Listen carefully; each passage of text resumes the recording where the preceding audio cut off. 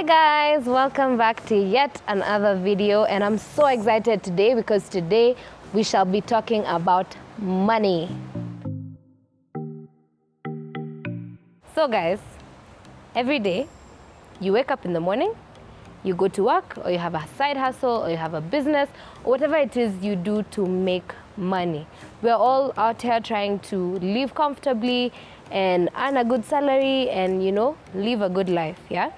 So I want us to first start by defining wealth, and I have 3 different definitions of wealth. Well, they basically sum up to the same thing, but the first definition of wealth is, as I like to say it, is when money works for you and you don't work for your money anymore.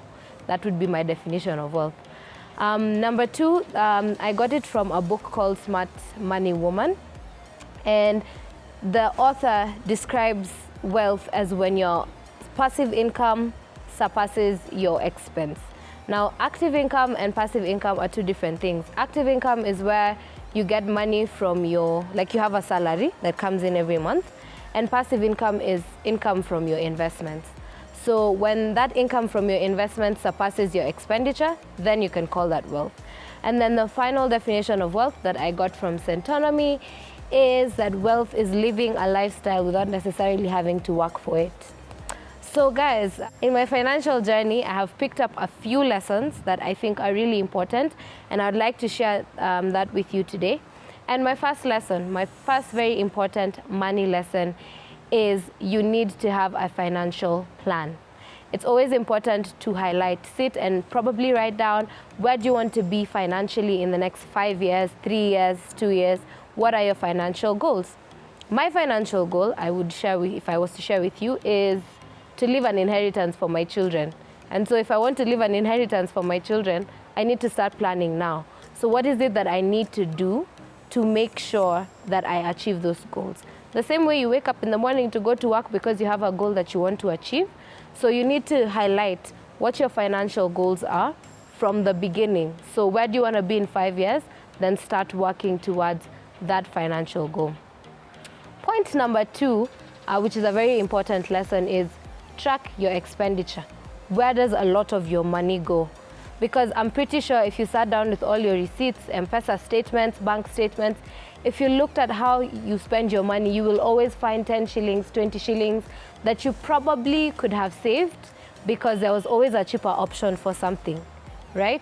So you need to know where most of your money goes, especially if you want to work towards your financial goals.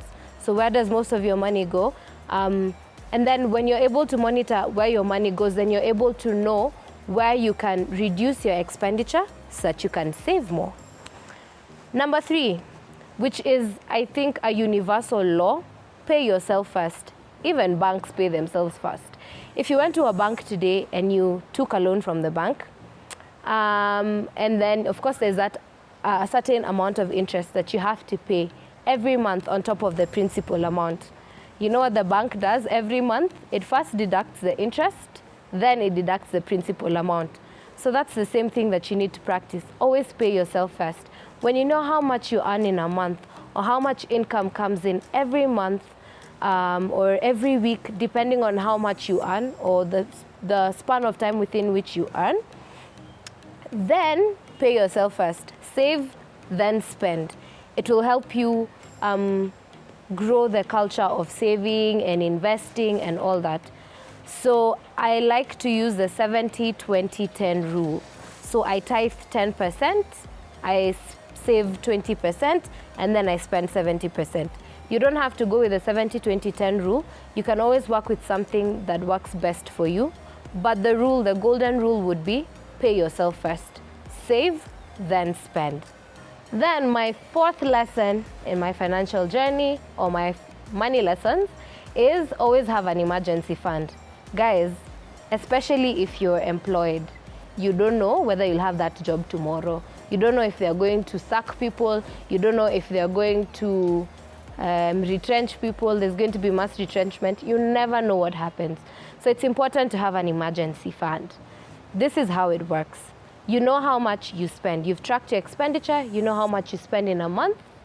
And then make sure that you have saved money that can last you at least 3-4 months, such that your lifestyle won't be affected as you plan on what you're going to do after maybe you lose your job, or because within 4 months, 5 months, 3, 4, 5 months, you'll have at least, had time to look for a job or looked for an alternative source of income. So always have an emergency fund, guys. Nothing in this world is guaranteed.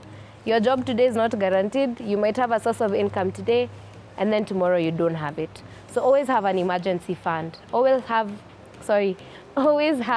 a fund that is ready, just in case anything went wrong somewhere. My 5th and last lesson will be very simple. We all have skills, and we all have giftings, and we all have talents that God has blessed us with. Now, especially if you're employed, it's important to always have another source of income.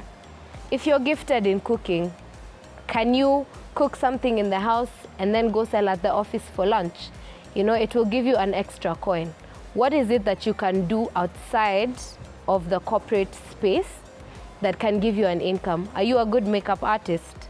Are you a good MC? Are you a good writer? What is it that you can do that can give you alternative sources of income? Guys, this is something that we really don't think about even when we are young, is we don't think about retirement. Do you want to be the kind of person when they retire is dependent on their children to give them money? I am not saying that children should not give back to their parents. All I'm asking is, are you ready for that time?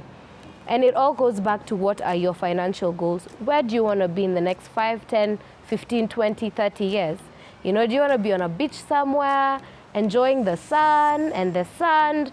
Or do you want to still be working at 50 years, Sometimes it's important to weigh your options. So guys, that's all I had for you in this video, but we will continue this money conversation, because this money conversation doesn't stop. It's a continuous conversation, and I have something exciting for you guys in the next video, so be sure to look out for it. And that's all I had for you for today. See you guys in the next one. Bye.